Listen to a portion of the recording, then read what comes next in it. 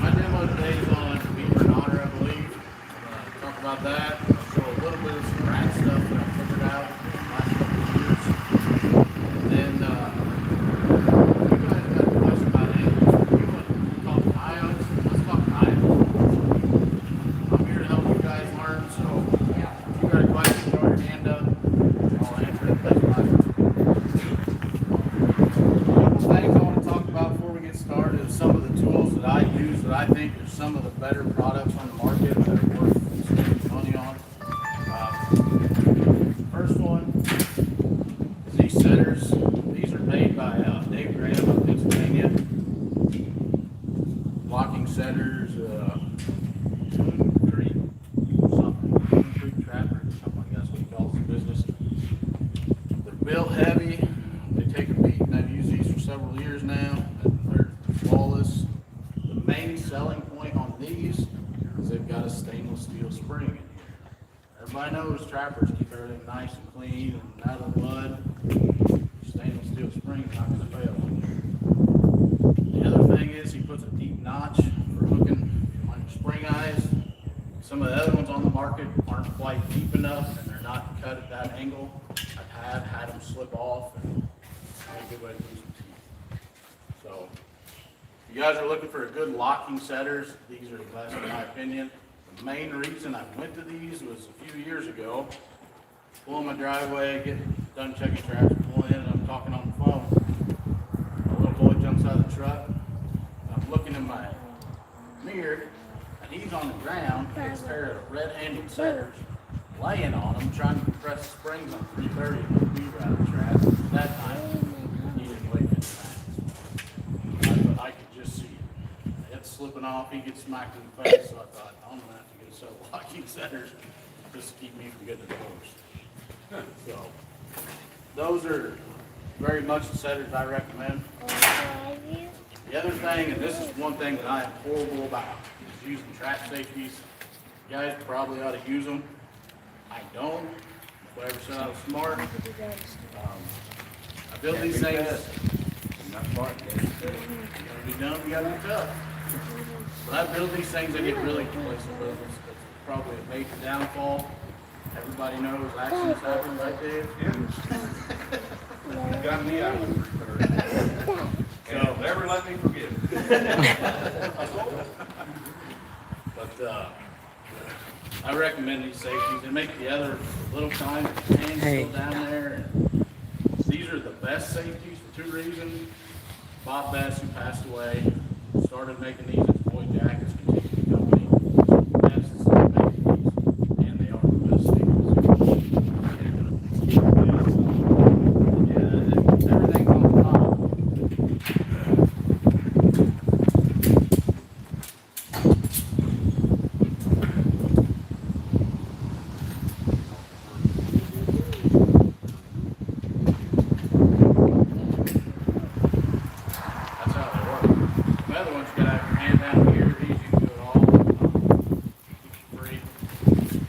Yellow, so don't forget them.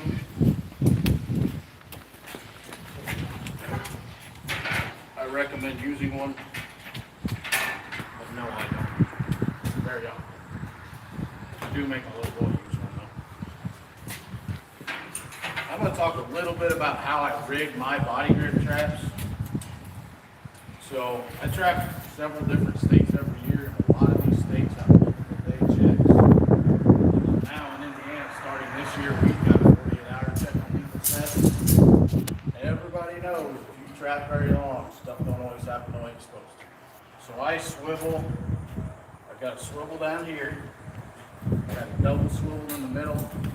I got a swivel on the end. This wire is here for two reasons. One, I can wrap it around a tree and tie it off if I want to, or I can run a T-bar or whatever. And when I pick my traps up, I wrap my cable around. If you guys see me unwrapping stuff, that's how I pack it. When I pull it out of the water, that's how I wrap it up. It stays like that. Get them exactly that way. I never release my spring. This is the way my traps stay here. That's something there's only a couple of ways to kill the spring.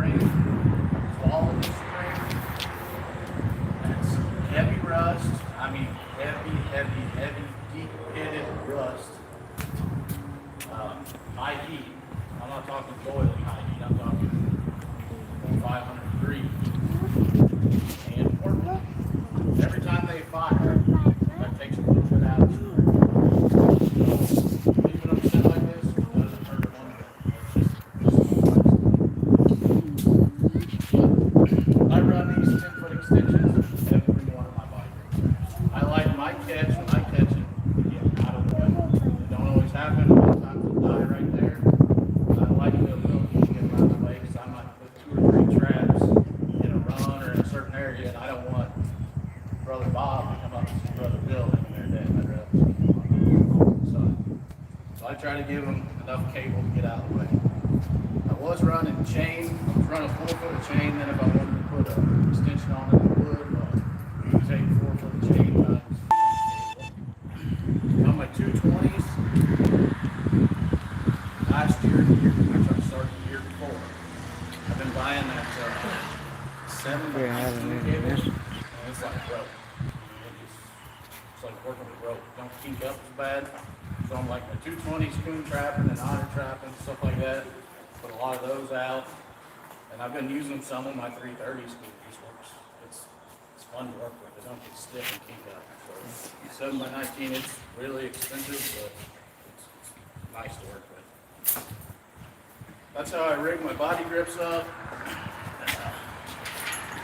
I run predominantly MD750s. I've run some TS85, I've run CDRs, the No BS, I've ran some of those, got some of those. I like the 750. The main reason I like the 750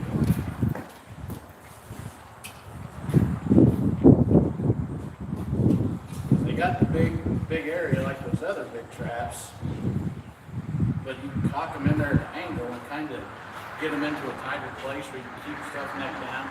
I like the front foot beaver trap. I drown most everything I do. I've messed with the long chain stuff, and I've got some stuff rigged up for long chain, 10-foot cable on or chain on them. Going back to this multiple day check stuff, if they're not on a grounder, then it's not considered a legal set.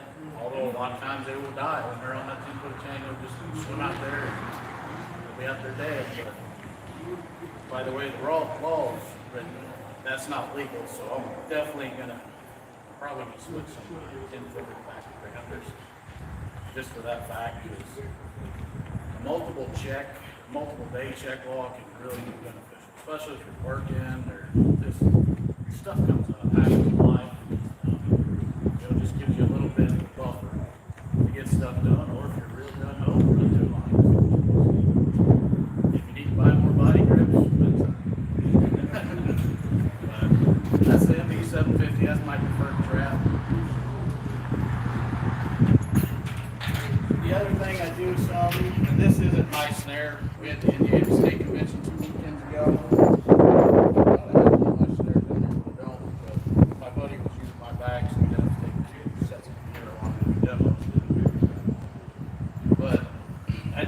Some flooded timber set, I like that a lot, especially if I'm trying to get a colony out in one shot. You get a couple of them hung up in snares out there, set body grips every place there's a run, every place you can get one in, you can kill a colony nice. Get out. The landowners just think you're the greatest thing since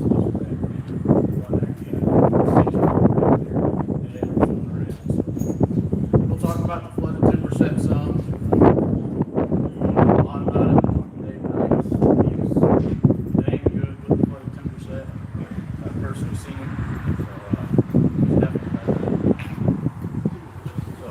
That's another route. Use your snares. Kentucky snare laws are very, very similar to what we have to run in Indiana. So I'll answer what I can for it on snaring.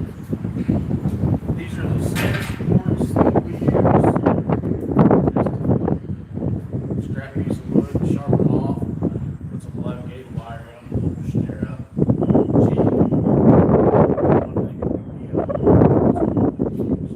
Then the wood factor. They even use these coyote snaring that way. If the farmer gets them runs over them or something, that wood ain't gonna pop the style or something like that. You know, tractor tires are quite unbelievable. Another tool I started running 2 years ago, and I found it off a good axe months ago at the convention.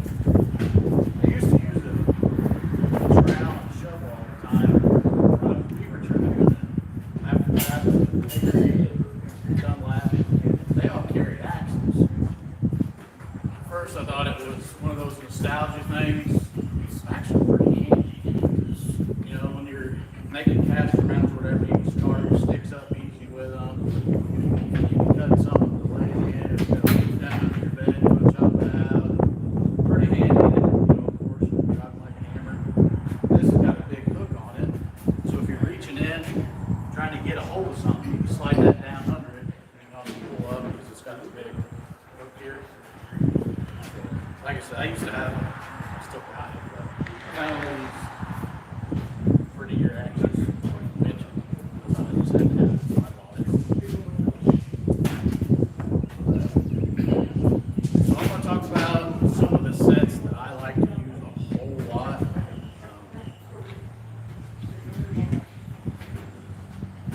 Okay. We're going to have to use our imagination. That dirt is like concrete out there. So let's say that here's your beaver dam. This is the deep water side, the upstream side. Dams run like this. I'll get it stabilized in.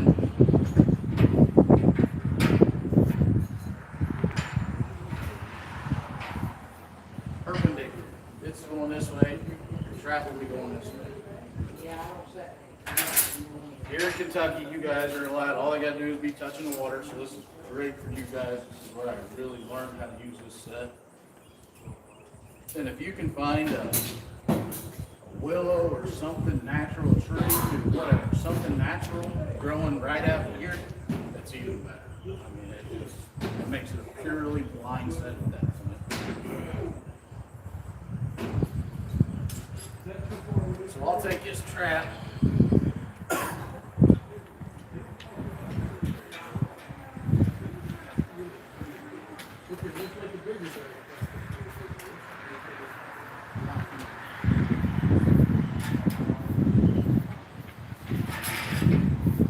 Like your triggers on the bottom or on top? 99% of the time I'm running. If you see me do it during the demo, it's just because I'm talking and it's a little bit safer to have them on top. I'd rather not get caught in front of everybody. But perfect. So Dave will have a story. Yeah. I can't wait. None of them really laughing. So this set, just get it in the water, and I even bend these triggers down even more. So every night, the beaver will come check that dam, come survive. And I don't put, generally by the time I'm walking around on top of this dam, I'll make the set, I've already got some water done. So I don't make it free.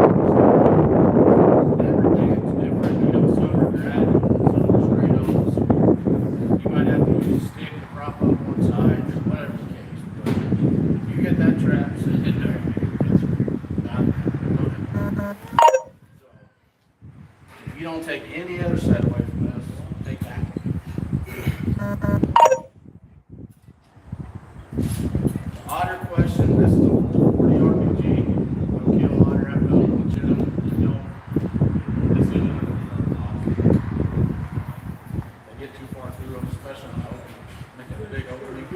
And I know I've missed. I like the 330 or the 280 a lot better.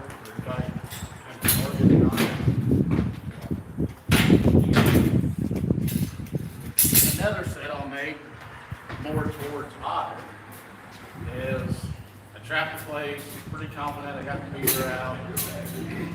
I know there's otter coming through there, so I'll open a hole as wide as that trap. I'll just get the water coming out, just in there,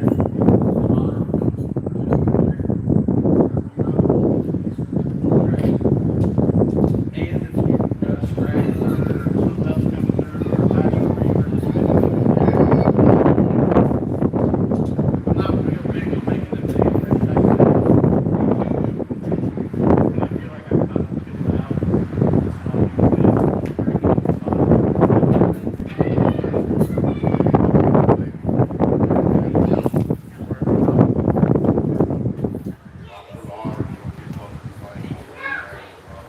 Not at that point. If I'm trying to catch otter, avoid the beaver, I'll come down and say this trip here somewhere. I'm not hauling the beaver back with me. Cast or beaver. So I might try to avoid some of the beaver. Generally, the beaver will have to cross. On one side or the other, generally we're not. So if I'm straight targeting otter, definitely mulligan, but I'll skip the one there on generally your main otter crossover is on one end of your name or the other. Keep that going.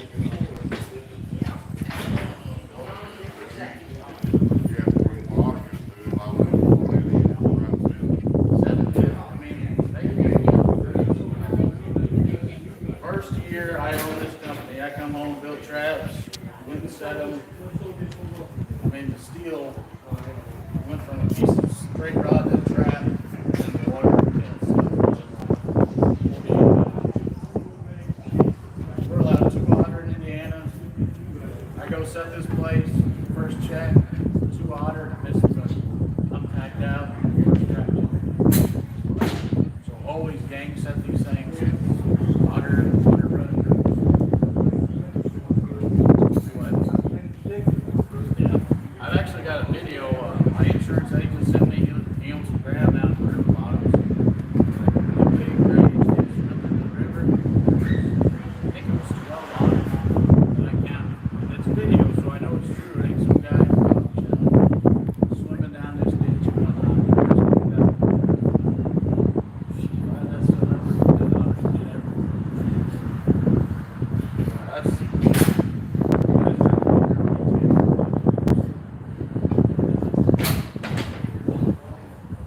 Any questions on bluegrass trapping? Way up step by yourself. I'm gonna go back to the foothold thing.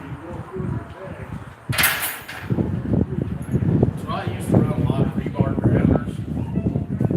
And then Erny. So started making the system for these fiberglass rods. These are only 8 foot. I always ran 10 foot. I thought it would be a real handicap for people who are not 10. It's not been that big. The weight factor of rebar versus fiberglass more than makes up for that. So the other thing I like about this is the lock. Like I said, he's designed a system.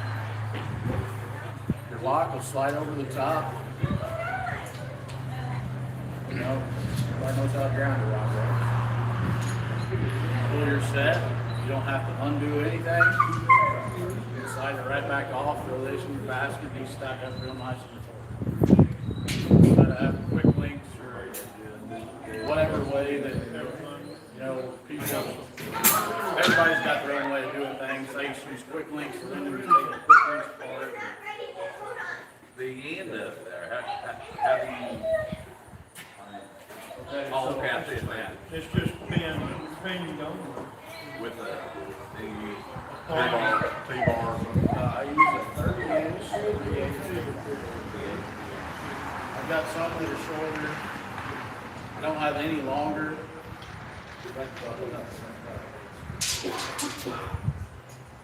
So last year when we were in Michigan spring beaver trapping, it started thawing a little bit, then rained, water come up, the ground was frozen under the water. The damnedest thing I'd ever seen.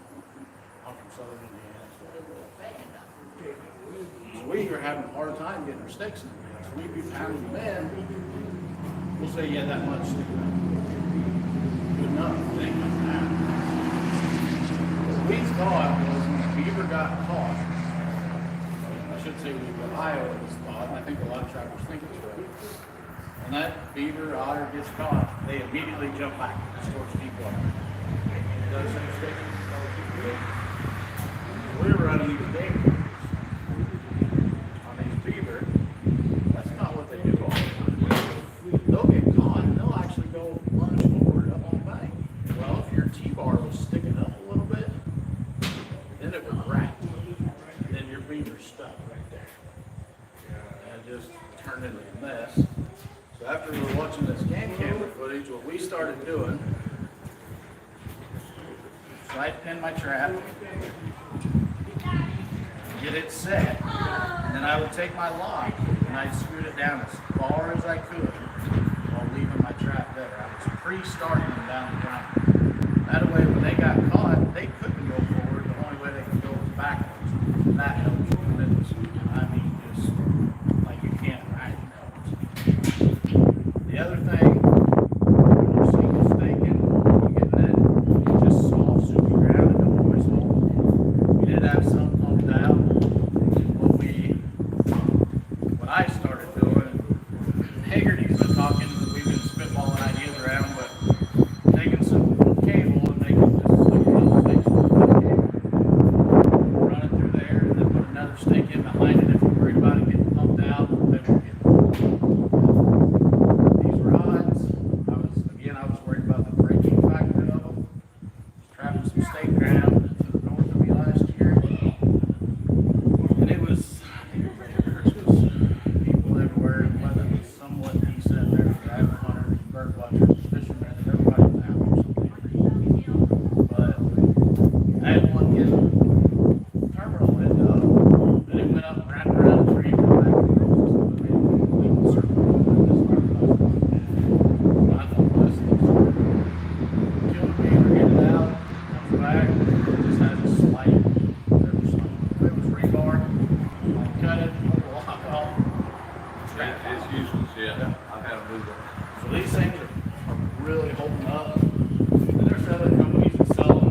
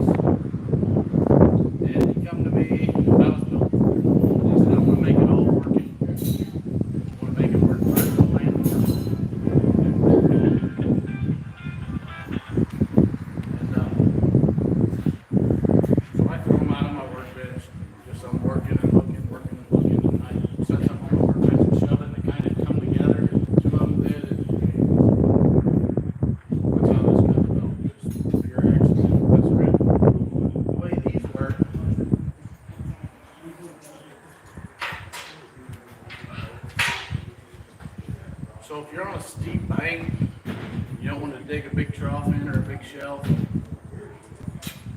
Put that on there. Run this into the bank, and that'll sit right on. It'll support your trap. This will hold 750, 85, no BS, 2 4. It holds the majority of the beaver traps on. And then the vertical aspect of it, if you're in deep water or if you're in a swamp and buckbrush and you don't really have a bank, but you got the water around it, you can stake that down, set that up, go support the trap. Another great deal. I always carry a couple long springs with me, but that doesn't real soft, so you let just plug that trap, let it double longs float better. This, drop that in, that'll float your trap. Got it. So this is just another tool to make it live. That's just what it's about. Everybody knows we're getting rich on this stuff, so if I can do it the easiest way possible, that's what I'm about.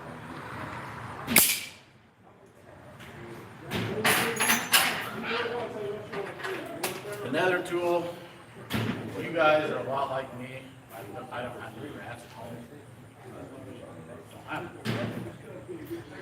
So I had the chance to trap muskrats in a bay off Lake Huron, at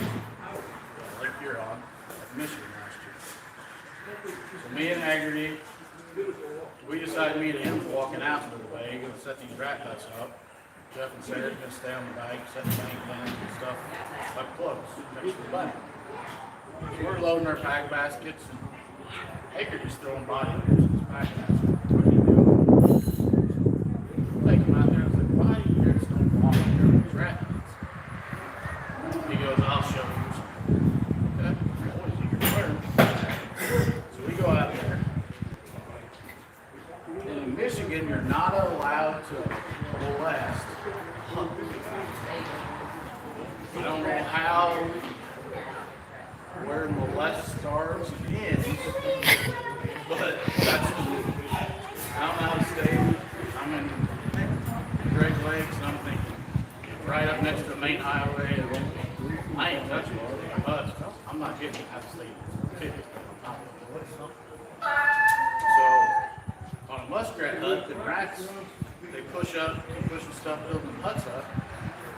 Normally at home, I took 1.5 down the bottom, pulled part of the hut out, set the 1.5, line set, flop them off in the water to grab. I'm not doing that fishing. I'm not touching the hut. So what we started doing, you can take these right up to that approach on the hut, put everything up, stake these on, have some birds in the water, that swims up, go on top of the hut, and you got it. You didn't have to touch the hut. It's really slow. Dunlap's interpretation of molesting the hut was different than mine. He said if you run a stake through it, that's not molesting it. He said you're not damaging the hut, you're just putting a stake through it. So he'll go further up the incline, do the same thing, run the rod through it. Now he's got one at the bottom, and he's got one nice and dry sitting up on top of it.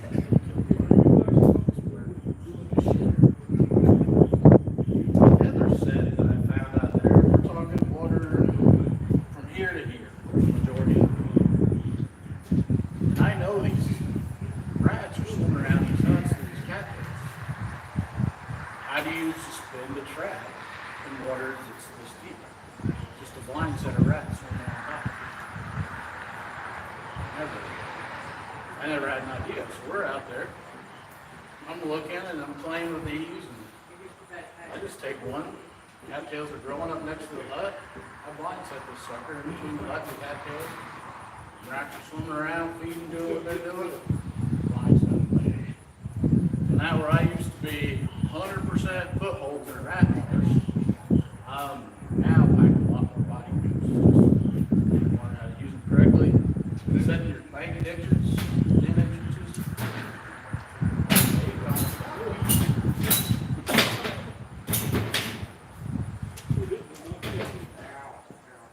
Everybody knows what a bank run looks like.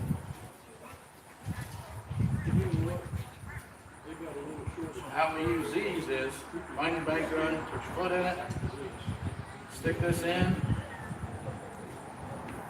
slide the rod down so it touches the top of your boot, so the boot out, pushes the rest of it out. Just such a slick system. You guys can mess around with ratchets and all spring clips and anchors, they're just make your life so much easier. That's what I'm about.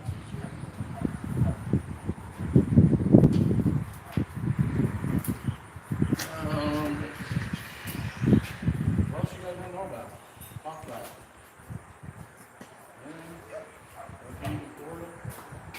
Okay, let's do one more practice. Go back to the start here, you get going back. Right. Any of them. Use lure net, about all wide. Going there. Okay, so on beaver, I use lure. I don't use it a lot. Earlier in the season, I use it less, or I use it really mild. The later in the winter it gets, the more lure I use, the more heavier casting based lure I use. I like the concept. What I like to do, my thought is, there's a spot in every body of water you're trapping where you can kill every one. One spot. You just gotta find it.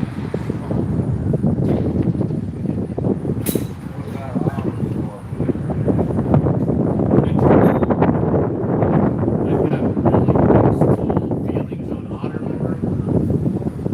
Otter expresses a flame. It's like making or stuff. Something has happened. They don't express it to mark the territory. They express it to different things. My thought is, if you're using otter gland, otter lure, you're making that otter already looking on edge. It's coming into that area. I don't want to exclude you from there at all. So, as far as fish and fish oil and stuff like that, beaver caster works great for otter. It works. I don't use fishy stuff anymore. The coon populations are just got out of control. So if you use anything fishy, that depends on your sense. But some sort of lure like that, yes, otter gland, absolutely. I don't do that. You ever use a sack rule much, Nick? For One per bean, once a month? the one that I can't catch, I've tried everything and he's spooked and half a dozen people shot at him and that's when I use something. That's like the last of the last of the last thing. You try to use sack rule in the same beavers in that same colony, or just any sack rule? No, I just, any sample. And all I'll do is, a lot of times what I'll do is I'll blind set a foothold and already previously used bank run. I'll blind set the foothold and then I'll go up on the bank like 10 foot. And I'll cut that sack and just a couple drops of sack oil. I can keep it up. I think sack oil is one of those things that can spook beaver really, really bad. So when I use it, I'm very gentle. That I will say. Pretty loud. Yeah, that's what I had guys tell me, oh yeah, I just slipped the sack and throw it on the cash. And I'm like, holy shit, what are you doing? But that's what they do. Hopefully I don't have to clean up after. That's one of those deals. Do you use any, what time of your use food? Like popcorn, I use that more to guide. bring them like a, I'm already on location, but I just kind of want to guide them yeah, a little bit, square them up on something. That's when I use that milder stuff. yeah, Like I've even used tuna mat. okay. You know, get your beaver truck and just a little bit of that winter thing in there. Tell me, they'll be able to catch you some big ones. Sure. But and butterscotch, that was something we used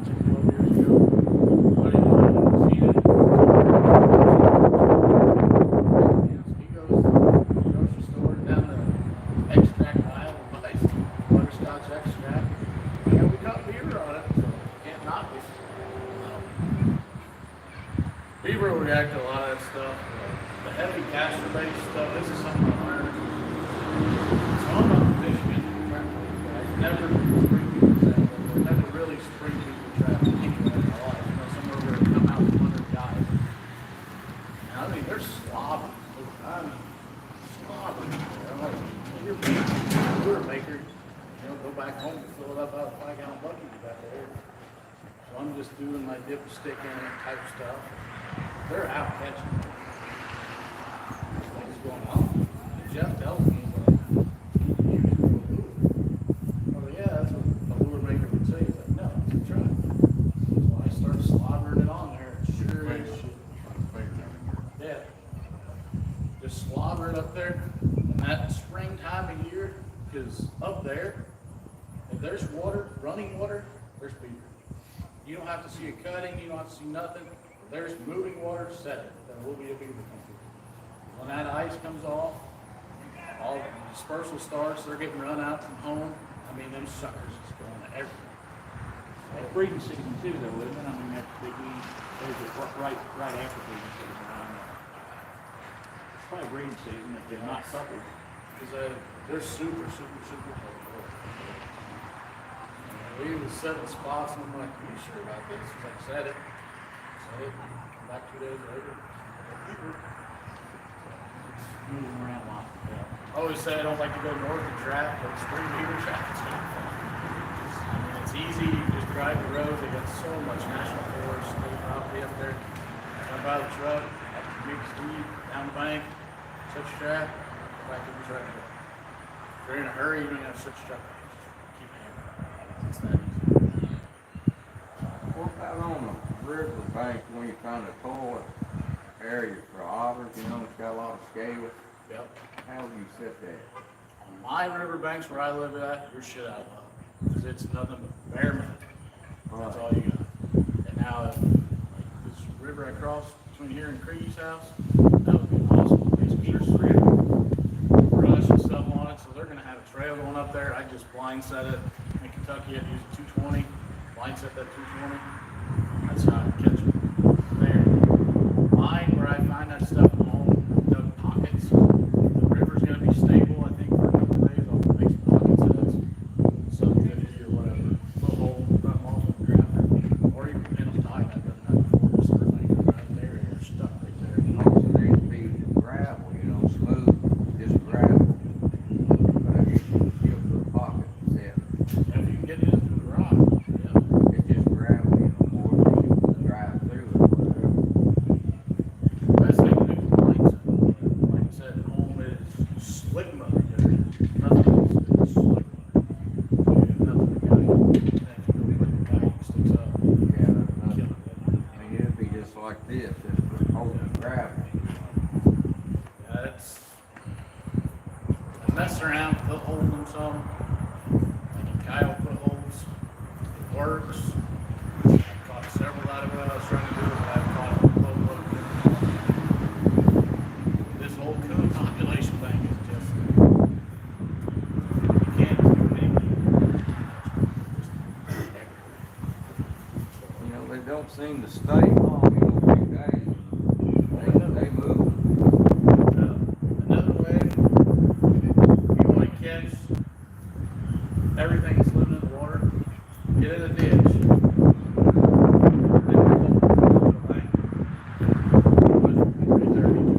Whatever. Whatever size hole that trap in front of it, and you will come back and you'll have beaver, mink, rats, otter. Just set every hole. And those, I killed a family of otter tonight before we ever had an otter season at home by doing it. There's beaver in this ditch, and there's rats in it, and you knew there was otter. We weren't allowed to keep it, so I wasn't hurt. My brother was up on the bank on a four-wheeler, I was walking, he was pitching me body grips. Every hole I found, I put one in.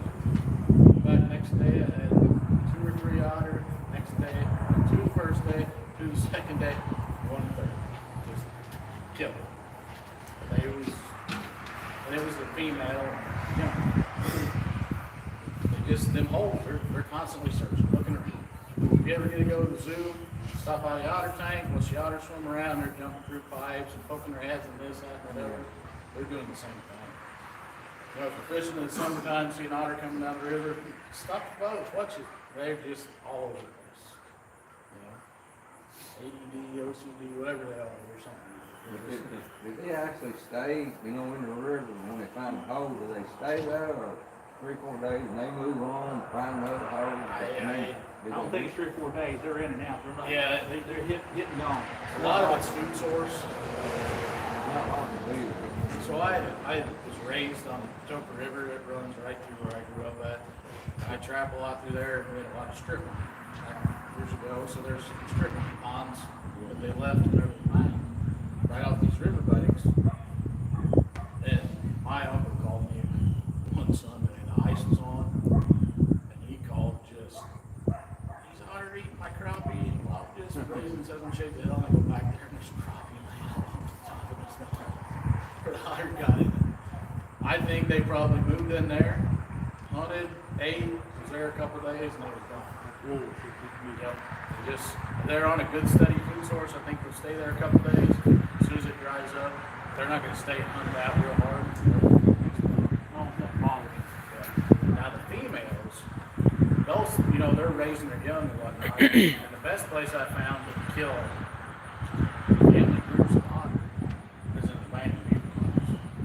Because them otter go up in them abandoned beaver lodges and raise your young. Send them suckers up. There you go, Dan. Fire out. But that's in the spring, right? When they, So they're still there when early season comes in. Mom Yeah. hasn't kicked them out. Yeah. Kicked them away. oh yeah. And I don't really understand the whole reproductive cycle of an otter. I know they're somewhat like a bear, the way they breed. They might get bred today, but it's like 3 months till they actually get pregnant. And I killed an otter in February that had babies that looked like they could have been born today. I killed a few babies. 100% without a doubt, she had already had her baby. I don't know the whole reproductive cycle. There's all animals do really stick to the ears. And I've seen it like one time. Like you see today. They running across the ridge and sitting there waiting to push with these turkeys because I've done hunting 3 days. And they'll still work on. And I only cut there on the blind side. So anyway, I said waiting on him, his buck was running through and still had horns on. I asked him, more up under there. There goes the I caught baby coon, eyes not even open, just running.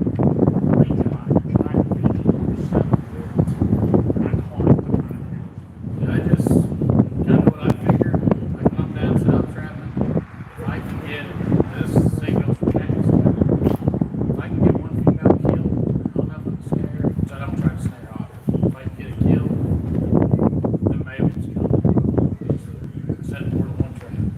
One of my favorite sets to do in Mississippi is taking beaver carcasses and cover them up, wait for a cat to hit it, line set them. If you're lucky enough to catch the traps coming in, you might have 2 dead blackheads.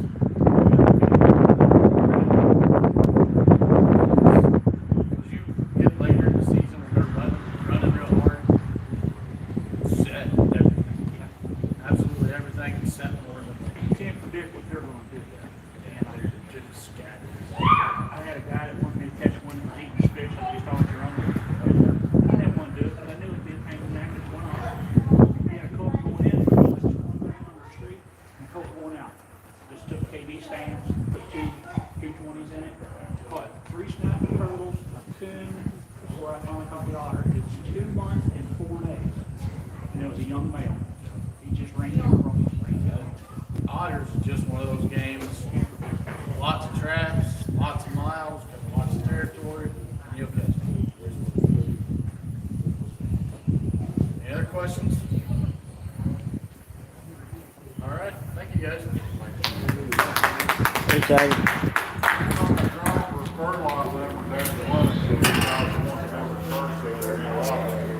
We'll be drawn for them. Everybody that tends to call me, got a better chance. We'll get the higher number. we get 1 through 20 or 1 through 25 or whatever, we're gonna draw out of the bucket. So. And then in February,